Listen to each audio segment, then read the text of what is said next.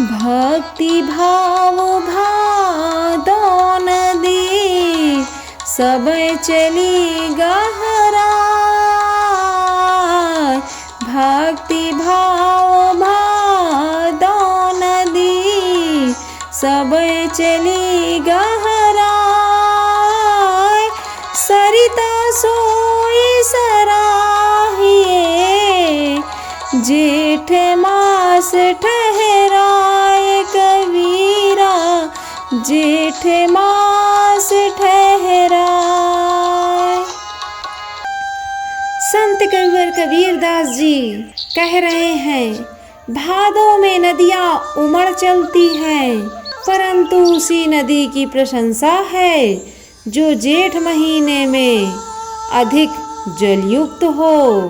इसी प्रकार देखा देखी थोड़े समय के लिए भक्ति भाव उमड़ आना दूसरी बात है, परंतु जब हर समय एवं आपातकाल में भी भक्ति बनी रहे तभी उसकी प्रशंसा की जाती है।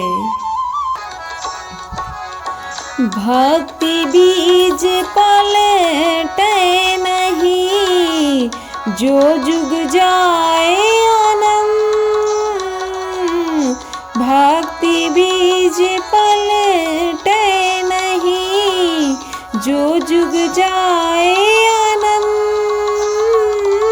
ऊंच नीच घर उतरे होए संत का संत कबीरा होए संत का संत।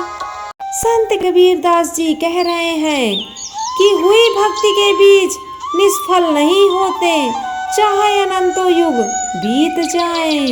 भक्तिमान जीव ऊंच नीच माने गए हैं, किसी भी वर्ण जाति में उत्पन्न हो वह संत का संत ही रहता है।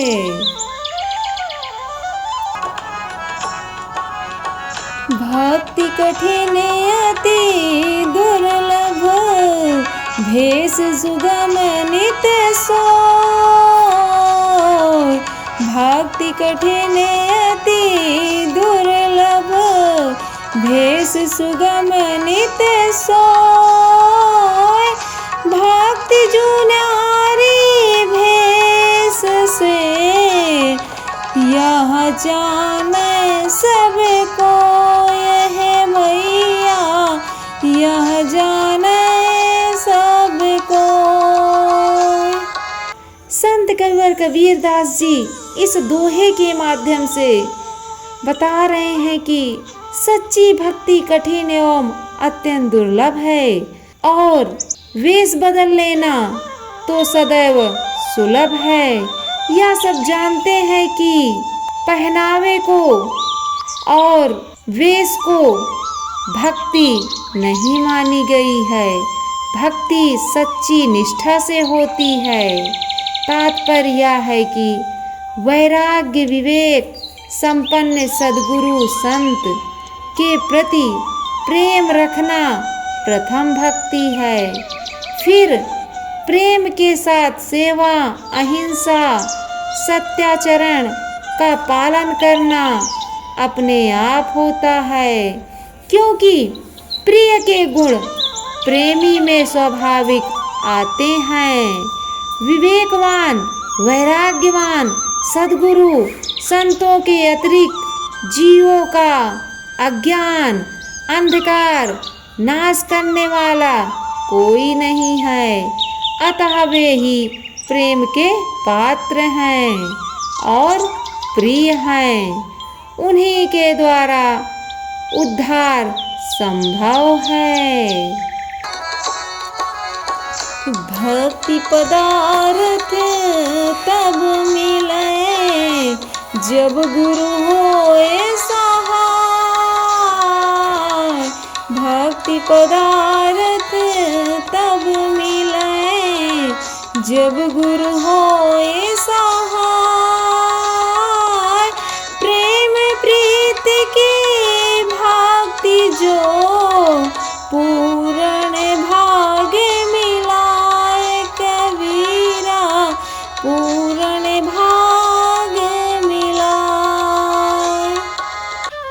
भक्ति रूपी उत्तम पदार्थ तब मिलता है जब यथार्थ सद्गुरु मिलें और उनका उपदेश प्राप्त हो।